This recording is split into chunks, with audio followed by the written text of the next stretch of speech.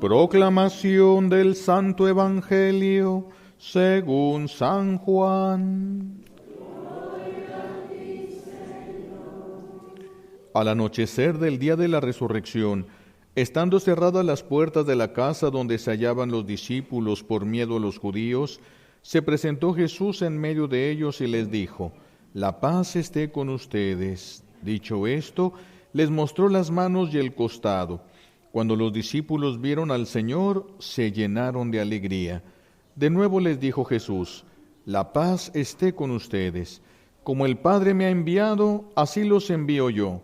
Después de decir esto, sopló sobre ellos y les dijo: «Reciban el Espíritu Santo. A los que les perdonen los pecados les quedarán perdonados, y a los que no se los perdonen les quedarán sin perdonar». Tomás, uno de los 12 a quien llamaban el Gemelo, no estaba con ellos cuando vino Jesús, y los otros discípulos le decían: «Hemos visto al Señor».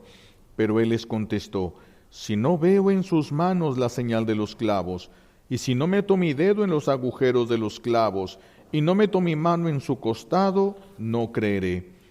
8 días después estaban reunidos los discípulos a puerta cerrada, y Tomás estaba con ellos.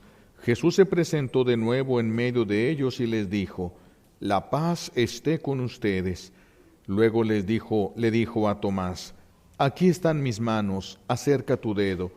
Trae acá tu mano y métela en mi costado, y no sigas dudando, sino cree». Tomás le respondió: «Señor mío y Dios mío». Jesús añadió: «Tú crees porque me has visto. Dichosos los que creen sin haber visto». Otros muchos signos hizo Jesús en presencia de sus discípulos, pero no están escritos en este libro. Se escribieron estos para que ustedes crean que Jesús es el Mesías, el Hijo de Dios, y para que creyendo tengan vida en su nombre. Palabra del Señor. Recibimos la bendición con la palabra de Dios.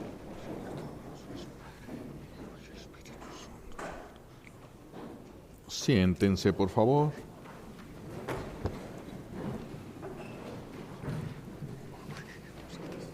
Gracias. Estamos hoy en el domingo de la misericordia y Jesús comienza apareciéndose a sus apóstoles. Gracias. Comienza apareciéndose a sus apóstoles y saludándolos, diciéndoles: «La paz esté con ustedes». ¿A cuál paz se refiere Jesús y por qué dice la paz? Cuando nosotros nos enojamos y estamos peleados con una persona a la que amamos, puede ser la novia, el esposo, la esposa, los hijos. Cuando estamos enojados con alguien o cuando estamos enojados con una persona que nosotros necesitamos o de la que nosotros dependemos, como el jefe en el trabajo, etcétera, cuando se rompe esta comunicación, entonces también nosotros perdemos la paz. Nadie en la familia se puede pelear y quedarse en paz, porque el pecado nunca nos va a acercar a Dios. Por eso es que lo primero que se pierde con el pecado es la paz, porque el pecado nos aleja de Dios. Entonces, ¿la paz se va a recobrar cuándo? La paz se va a recobrar cuando se realice la reconciliación. Por eso en Semana Santa meditábamos la dolorosa pasión, muerte y resurrección a la que Jesús se sometió, esa dolorosísima pasión y muerte. ¿Para qué se sometió Jesús a eso? Para pagar a la justicia divina la deuda que nosotros teníamos. Y así, pagada la deuda, nosotros quedáramos reconciliados con Dios. Por eso es que hoy Jesús se le presenta a los apóstoles y lo primero que les dice es: «La paz esté con ustedes». Entonces, ¿cuál paz? La paz con Dios. Han sido reconciliados con Dios. El ser humano rompió su relación con Dios desde el pecado original. Por eso es que Dios ya no se dirigía a nosotros, y entonces ahora viene a través de la acción salvífica de Jesús, de su muerte en cruz. Jesús paga el pecado que nosotros teníamos y ahora hemos sido reconciliados. Ahora sí podemos abrazar a Dios. No podemos abrazar a alguien con quien estamos peleados. Alguien con quien estamos peleados no podemos llegar y abrazarlo. Pues a Dios por eso no lo podíamos abrazar, porque había un conflicto, había una deuda entre nosotros, había una ofensa de por medio. Jesús ha pagado la ofensa, ahora podemos abrazar a Dios, ahora Dios se acerca a nosotros y lo podemos sentir. Estos apóstoles estaban en una situación de verdadera perturbación. Perturbación, ¿por qué? Varias cosas. Primero, ciertamente tenían miedo a que los judíos que habían matado a Jesús en la cruz, los estuvieran buscando también a ellos para matarlos y así acabar con todo lo de Jesús. Y tenían razón, pero eso va a suceder muchísimo después. Eso es lo primero. Pero lo que les dolía más todavía era que habían abandonado a Jesús en el huerto de los olivos y lo dejaron solo con los soldados. Lo habían dejado y los soldados no solamente se lo habían llevado a la cárcel, no solamente lo habían flagelado, lo mataron. Ellos abandonaron a su maestro y a su maestro lo mataron. Y la experiencia humana dice que cuando un amigo traiciona a su amigo y lo abandona cuando más lo necesita, esa amistad se rompe, esa amistad se destruye. Por eso cuando desde niños aquí en México jugábamos, cuando nos peleábamos o nos enojábamos con los amigos, juntábamos los dedos y poníamos los otros y decíamos, ¿la juntas o la cortas? Si vamos a seguir siendo amigos o se acabó esta amistad. Claro, eso dado la inmadurez de uno, pues eso pasaba muchas veces y no le ponía uno mucha atención.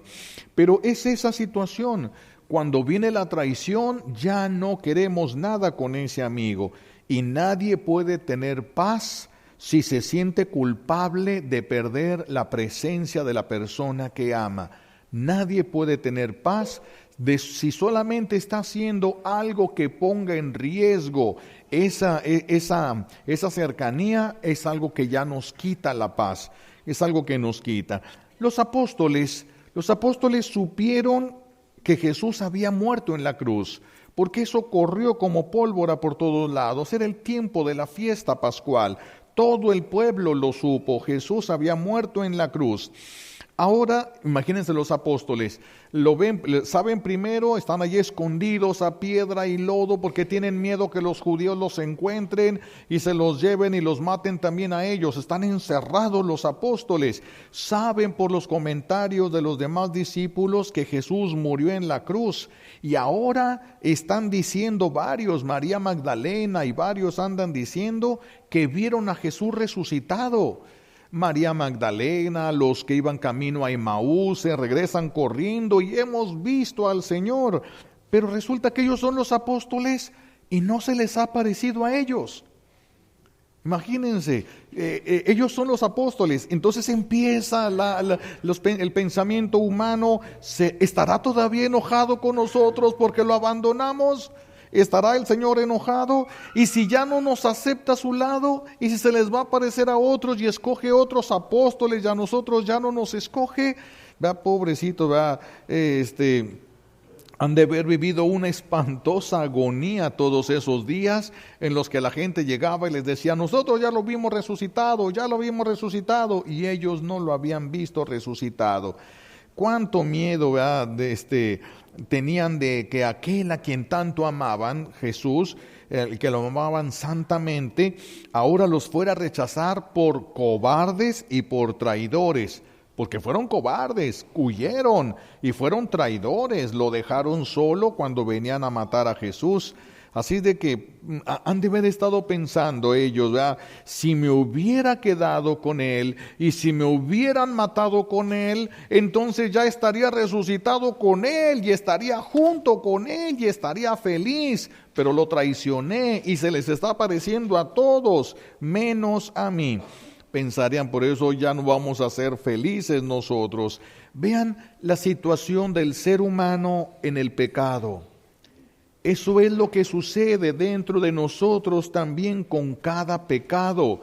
Por eso es que el pecado, hacemos lo mismo que hizo Adán. ¿Qué hizo Adán cuando cometió el pecado? Esconderse de Dios. Eso nunca lo había hecho él. Nunca. Él salía al encuentro, Dios venía al encuentro de él y él salía al encuentro de Dios. Después del pecado, él se oculta de la mirada. Y a nosotros también, el pecado nos ocasiona vergüenza. Y vergüenza delante de Dios que vio y que conoce nuestro pecado. Eso es lo que ocasiona el pecado. El perdón es lo que nos devuelve la vida. El perdón es lo que nos devuelve la vida. La culpa nos hace odiarnos. La culpa nos hace hacer tonterías. Por eso es que Judas se ahorcó. Por los sentimientos de culpa que quedaron en él, porque a Jesús lo habían matado. Él lo entregó y a Jesús lo habían matado. Y asimismo ahora, los sentimientos de culpa que tienen algunas personas los ha llevado a que caigan en depresiones profundas, en actos violentos, por el sentimiento que traen, el dolor que traen, la impotencia que se mastica cuando estamos nosotros así en conflicto con alguna persona. Jesús les va a devolver la paz. Jesús les va a devolver la paz. Se las va a devolver primero con su presencia. Aquel Dios a quien ofendimos viene a nosotros. El Dios a quien ofendimos viene a nosotros. Nos devuelve la paz a través de su presencia. Nos devuelve la paz a través de su sonrisa.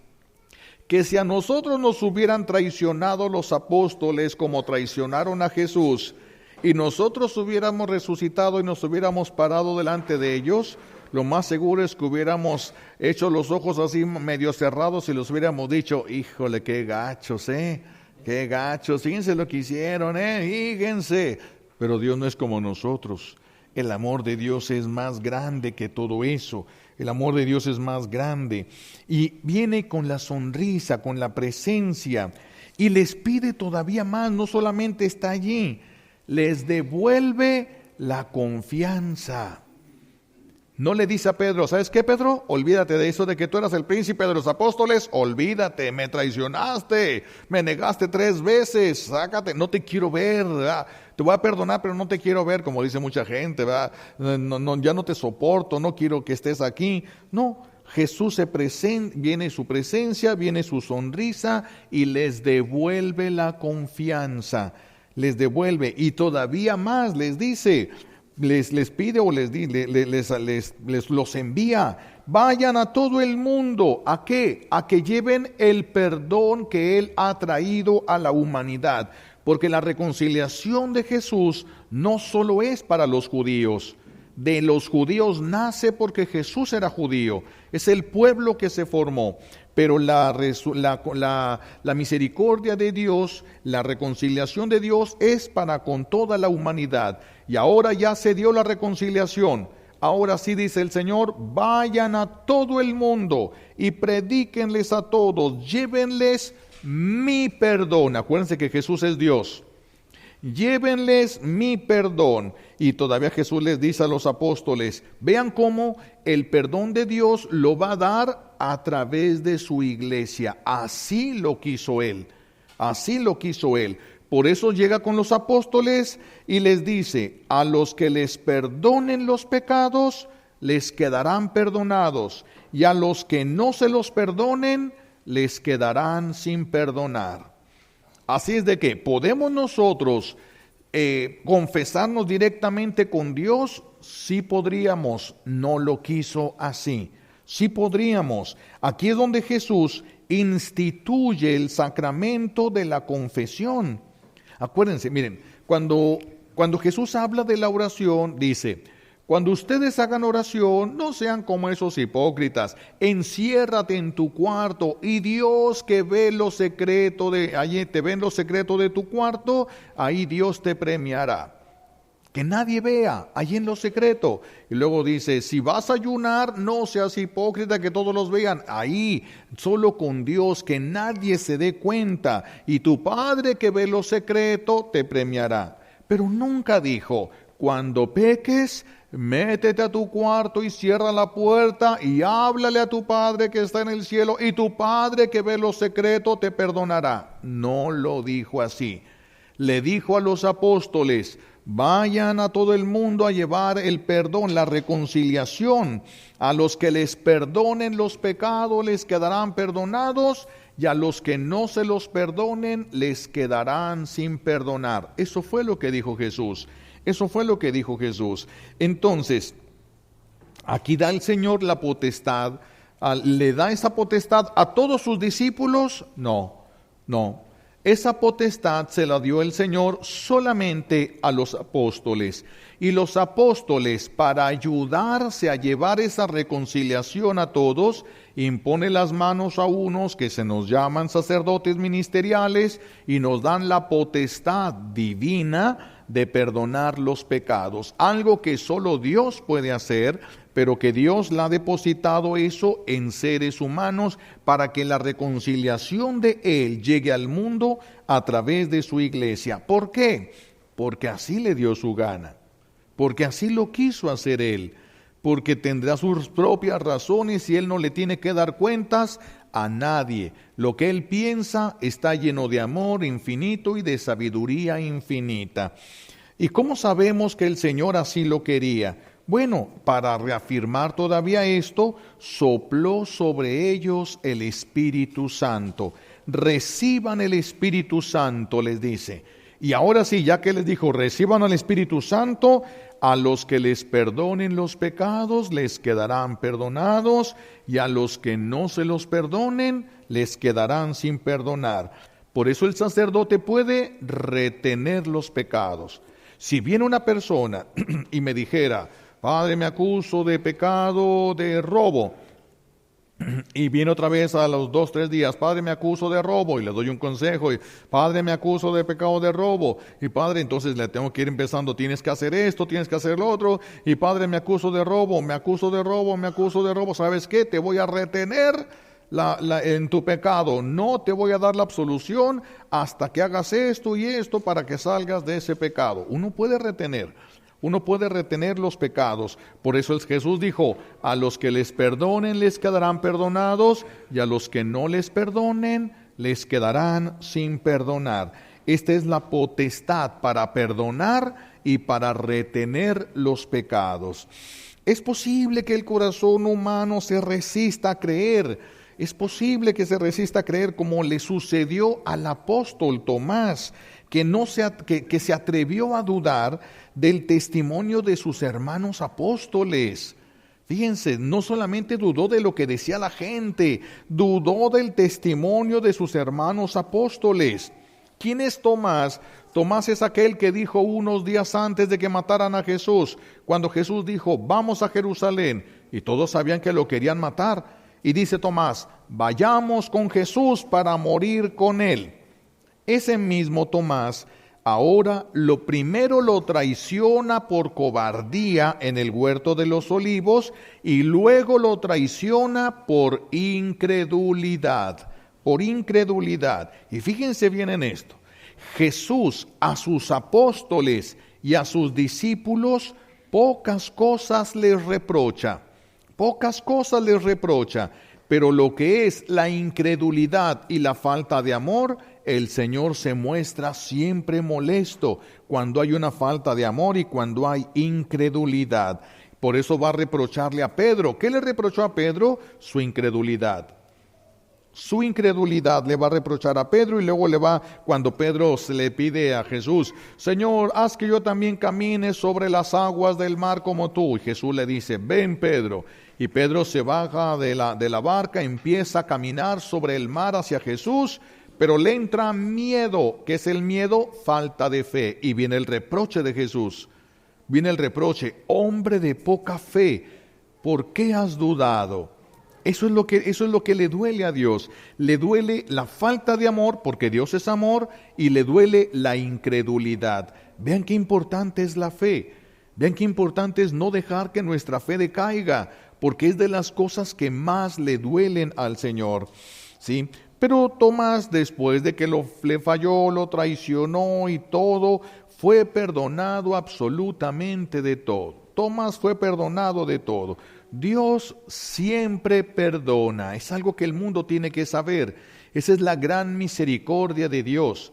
El único pecador a quien Dios no puede perdonar es al que no acepta el perdón de Dios. A ese Dios no lo puede perdonar, porque si Dios perdona a alguien que no quiere ser perdonado, rompe la libertad de esa persona y eso no lo quiere hacer Dios. Así de que si alguien no acepta el perdón de Dios, no lo recibirá. Qué peligroso es perder la fe, qué peligroso es perder la confianza, qué peligroso. Perder la confianza en la misericordia de Dios llevó a Judas a ahorcarse. Pero Pedro, que también lo traicionó y que lo negó 3 veces, confiaba todavía en esta misericordia divina, y aunque se despedazaba de dolor y de miedo, permaneció.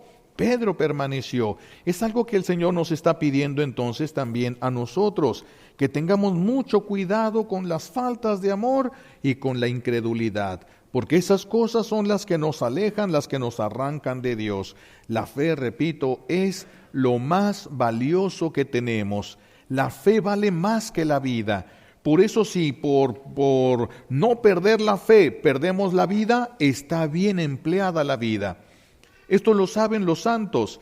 Por eso los que murieron mártires murieron felices. Nadie murió gritando, nadie murió renegando, nadie murió maldiciendo de los que murieron mártires, porque sabían que la fe vale más que la vida. Y si para no perder la fe tenían que entregar la vida, entregaban la vida y no la fe. Porque sin la fe no hay entrada al reino de los cielos. Sin la fe no hay entrada al reino de los cielos. La fe es la que nos puede llevar al amor de Dios. Porque si yo no creo en Dios, ¿cómo lo voy a amar? El primer paso para ir a Dios es la fe, pero no es suficiente con la fe. El infierno también cree en Dios. No es suficiente. De la fe, una verdadera fe nos debe de azotar y no nos debe de permitir pecar. Y una buena fe nos debe ir haciendo crecer en el amor a Dios, crecer en el amor. Y creciendo en el amor a Dios, ¿eso a dónde nos lleva? Al dolor de ofenderlo. Al dolor de ofenderlo, como le sucedió a Tomás. Tomás va a caer en el pecado de la traición, va a caer en el pecado de la incredulidad, pero va a permanecer por amor a Dios, va a permanecer ahí. Y entonces ahí Tomás va a recibir la misericordia de Dios. La misericordia entra a través de nuestro arrepentimiento. La misericordia de Dios ya está. No es de que cuando yo le pida perdón, Dios va a tener misericordia. No, ya nos tiene misericordia. Apenas estamos pecando y ya nos quiere perdonar. Pero el perdón no va a entrar hasta que empiece nuestro arrepentimiento. Y ese arrepentimiento nos debe de llevar a pedirle perdón a Él. ¿Podemos pedirle perdón directamente? Sí, pero Él ha querido que se lo pidamos de manera sacramental, donde lo podamos ver bajo la figura y forma de un sacerdote. Sí, pero es Él el que administra el sacramento. Cuando yo levanto la mano y digo, yo te absuelvo de tus pecados, yo, no está diciéndolo Carlos. ¿Quién está diciendo yo te absuelvo de tus pecados? Jesús. El sacerdote está actuando in persona Christi. Entonces, Él quiso perdonarte personalmente, pero de una manera más sensible, para hablarte, para darte un consejo, para reprenderte si es necesario, ¿verdad? Sembrar tu fe y poder recuperarte. Por eso lo quiso hacer así. Si alguien despreciara ese sacramento de la confesión, pues va a tener consecuencias. Eso va a tener consecuencias. Porque el camino de la misericordia de Dios está ahí. Al confesionario, en lugar de ponerle confesionario, deberíamos de poner un letrero que dijera trono de la misericordia. Eso no va a suceder cuando ustedes mueran y lleguen delante de Jesús. Ahí va a ser trono de la justicia. En el confesionario no. En el confesionario es trono de la misericordia. Es la misericordia la que te va a simbrar, la misericordia la que te va a querer corregir, la misericordia la que te va a querer animar, la misericordia que te va a mostrar todo el amor que te tiene. Pero eso es aquí en el confesionario. Cuando nos muramos, ya no vamos a ir a un trono de misericordia. Ahora ya vamos al trono de la justicia. El que desprecie la misericordia se va a encontrar con una justicia durísima. Durísima. El que aproveche el trono de misericordia aquí en la tierra, pues va a encontrar una justicia más equilibrada. ¿Con qué se va a equilibrar? Pues con la misericordia misma con la que nosotros hemos vivido. Entonces, por eso es importante una verdadera fe, por eso es importante que vayamos creciendo en el amor, ¿sí? Para que podamos permanecer, aún a pesar de nuestras incredulidades, aún a pesar de nuestros pecados, de nuestras traiciones a Dios, estar seguros de su misericordia. Esa seguridad no es para darle vuelo a la hilacha. No es al cabo que Dios me perdona, al cabo que Dios es bueno. No es para eso la misericordia. Eso sería un abuso de la misericordia de Dios. La misericordia de Dios es para el que cae en pecado, le duele y quiere regresar a Dios. Siempre encontrará misericordia. Siempre encontrará misericordia. El que se niegue a esto ya no encontrará la misericordia. Si alguien viene conmigo y se confiesa, pero no quiere perdonar, entonces yo puedo retenerle su pecado. No estoy obligado a darle un perdón a alguien que no quiere perdonar. Porque si no quiere perdonar, ¿cómo le voy a perdonar el odio que él no quiere soltar? No se lo puedo perdonar. Pues les platicaba, aquella una vez llegó conmigo a confesarse una señora y empieza a decirme bien exaltada que su nieta, una adolescente, había quedado embarazada y que ella la había corrido de la casa porque eso nunca había pasado en su familia y empezó a hacer ahí un escándalo. Y yo la dejé que hablara. Luego ya le empecé a preguntar y escarbarle para los pecados por ahí de su juventud, los pasados, los que no había confesado bien. Salieron unos pecados fuertes y fue cuando le dije, ¿quieres el perdón de Dios? Pues sí, Padre, te lo cambio. Tú perdonas a tu nieta y yo te perdono a ti. Tú no perdonas a tu nieta, tampoco te perdono yo. Escoge, o la perdonas, y le decía yo, perdonarla no significa que vas a estar de acuerdo con lo que hizo. Significa que vas a tener misericordia como Dios va a tener misericordia contigo. Y puede quedar bien claro, como te lo estoy diciendo yo, que no estás de acuerdo con lo que hizo, se lo puedes decir a ella. Entonces, pero es que yo no puedo perdonar, pues entonces yo tampoco puedo perdonarte. Y ahí se quedó, nos quedamos en silencio un rato, yo estaba rezando, dije, donde se pare y se vaya, se va a ir con todos sus pecados y habiendo despreciado la misericordia de Dios. Y ahí estuvo un rato, yo estaba rezando, la dejé un rato, chilló y todo, y luego dijo, no, sí, prefiero el perdón de Dios y por eso perdono a mi nieta. Eso es la misericordia recibida y dada, eso es lo que Dios quiere. No solamente yo vengo, yo pido perdón y luego salgo y trato a todos como si fuera la suela de mis guaraches. No puedo. El que recibe misericordia debe ser misericordioso por gratitud. La misericordia de Dios es grande, tenemos que ser grandes en misericordia también nosotros, porque si no, si nos falta la misericordia, no la vamos a merecer. Con la vara que midas serás medido. Así de que el que no aplique misericordia en los juicios, que dura será el momento que vaya al juicio. Por eso es tan peligroso criticar a una persona. ¿Qué es criticar? No tener misericordia de aquella persona. Y si no tienes misericordia de esa persona, el día del juicio tampoco encontrarás misericordia en Dios.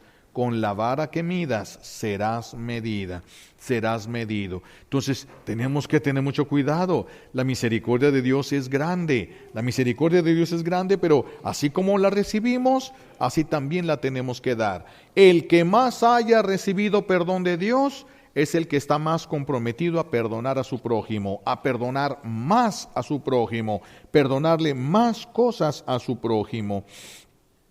Este es el camino, ¿verdad? El arrepentimiento, el dolor de ofender a Dios, es el camino por donde entra la misericordia de Dios y nos devuelve la vida. En cambio, cuando nos cerramos al perdón, nos quedamos con los sentimientos de culpa, y los sentimientos de culpa donde nos llevan, igual que a Judas, a la desesperación y a la muerte. Para evitar eso, tenemos que aprender a recibir la misericordia de Dios, a aceptar la misericordia de Dios y dar la misericordia, esa misericordia que hemos recibido, con esa misma misericordia tratar a los que nos rodean, con esa misma misericordia. Por eso, ¿qué vamos a trabajar en esta semana? ¿Qué vamos a llevarnos como tarea para trabajar en esta semana? Primero, hay que pedir la gracia de creer con la sencillez con la que cree un niño.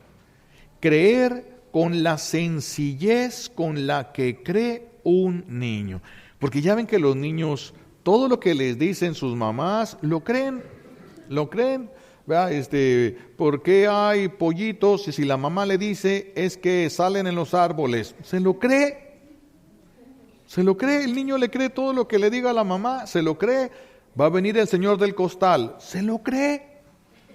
Todo se lo cree. Ahí viene el coco, ni sabe quién es el coco, pero se lo cree.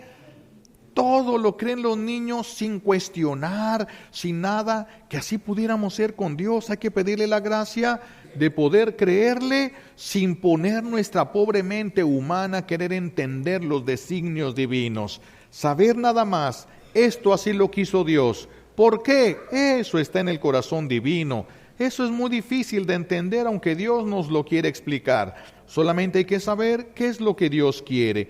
Por eso la primera parte de esta tarea es pedir la gracia de creer con sencillez, con la sencillez con la que un niño cree a sus padres, con la sencillez con la que los niños les creen a los maestros. Hay que pedir, incluso, si tú ya tienes fe, pídele al Señor que aumente tu fe. Cada vez que te acuerdes, dile, Señor, aumenta mi fe. Cada vez que te acuerdes, enfádalo pidiéndole todas las veces que puedas al día, Señor, aumenta mi fe. Señor, aumenta mi fe. Segunda cosa, hay que preguntarnos si cuando uno se confiesa, siente la alegría de haber sido perdonado por Dios. Si cuando nos confesamos sentimos esa alegría. Porque hay gente que se siente culpable del pecado, viene, se confiesa, se levanta y sigue resentido, sigue sintiéndose culpable. Hay gente que viene y le pide perdón a Dios en el confesionario, Señor, perdóname, mira que hice esto, y Dios, Jesús levanta la mano a través del sacerdote y le dice, yo te absuelvo de tus pecados y quedas perdonado. Después de ser perdonado, la persona se va a la banca y empieza a decir, perdóname, Señor. ¿De qué? Si ya estás perdonado, ¿ahora de qué pides perdón? Le pediste perdón y te perdonó. ¿O acaso eres incrédulo y no crees en el perdón de Dios? ¿Eres incrédulo y no crees en el perdón de Dios? Porque a veces pensamos que Dios es como nosotros, rencoroso, y aunque decimos sí te perdono, pero cada vez que podemos se lo echamos en cara. Tal vez así pensemos que sea Dios. Por eso hay que revisar, ¿sientes alegría de haber sido perdonado? Es que si sienten ustedes alegría de haber sido perdonados, ya es un nivel de espiritualidad un poco más alto. Ya no es me confieso porque es pecado. Ahora ya es me duele el haber roto mi relación y comunión con Dios y me alegra reconciliarme con Él. Es un nivel un poco más alto de espiritualidad. Es un nivel más alto que exige una guerra más fuerte contra el pecado. Se sigue pecando, pero ahora el pecado le cuesta más trabajo y el pecado le causa más dolor a la persona. Revisen ustedes cómo están cuando se confiesan. ¿Cómo están? Confesarse a través de la confesión. Ya ven ustedes que Jesús le dice a Tomás. Tomás dice, si yo no meto mis manos en sus llagas y no meto mi dedo en sus llagas y mi mano en su costado, no creeré. Se aparece Jesús y Tomás, ven. Pobre Tomás, yo creo que ha de haber olido feo ahí, ¿verdad? Porque no traía pamper, no traía pañales ese día. Pobrecito, a ver Tomás, acércate. Yo creo que se ha de haber acercado de rodillas y ya chillando de verlo ahí. Y cuando Jesús le enseña las llagas, a ver, mete aquí tu dedo. Y Jesús le agarra la mano a Tomás y mete el dedo de Tomás en la llaga de él. Y saben ustedes que el dedo de Tomás quedó incorrupto, está dentro de las reliquias en Roma, quedó incorrupto, está ahí el dedo nada más de Tomás porque lo metió en la llaga de Jesús. Ya no metió la mano, yo que sé, no hubiera estado la mano ahí completa, porque la llaga del costado pues fue muy grande, entonces sí cabía poder meter unos dedos en la llaga del costado. Entonces, pues pidámosle al Señor que nos conceda esa gracia de habernos sentido perdonados. Y repito, si el sacerdote te confiesa, como es Cristo, cuando extiende la mano hacia ti y toca tu cabeza o algo de ti, es las llagas de Jesús. Son las llagas de Él que sueltan su sangre, que te lava, te justifica, y por eso es que recibes el perdón de Dios. En cada vez que te confiesas, si fuéramos conscientes de lo que sucede, nos alegraríamos más cuando nos acercamos a la confesión. Así de que tocar el perdón de Dios en la confesión es tocar sus llagas, es tocar su amor. Es lo mismo que hizo Tomás, es lo mismo. Pero si vamos al confesionario y somos perdonados por Dios, estamos obligados a perdonar. Porque en el momento que ustedes dejen de perdonar, van a terminar otra vez con su comunión con Dios. El perdonado que no sabe perdonar, no va a poder permanecer en gracia.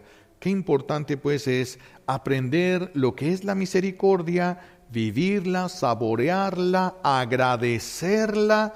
Muy pocas personas dan gracias al sacerdote porque les dio la absolución, pero cuando alguien da gracias al sacerdote, cuando le da la absolución, le está dando las gracias a Jesús por haberle perdonado. Porque ¿quién le perdonó? Jesús. ¿A quién le darían las gracias? A Jesús. A Jesús se le dan las gracias a través del sacerdote. Por eso es importante, después de recibir la absolución, darle gracias al sacerdote, ¿verdad? Que en ese momento es Jesús en la persona, ¿verdad? El sacerdote está in persona Christi. Pues vamos a pedir entonces estas gracias al Señor, que podamos vivir la misericordia y que podamos transmitirla. Que así como la recibimos, le podamos decir al mundo lo que es la alegría que ocasiona en el corazón la misericordia de Dios. Y eso lo tenemos que vivir y lo tenemos que aplicar en nuestro prójimo. Vamos a tratar de trabajarlo esta semana. Por eso pedimos a Dios Padre todas las gracias que necesitamos por los méritos de Jesucristo en la cruz y por la poderosa intercesión de la Santísima Virgen María al pie de la cruz. Alabado sea Jesucristo.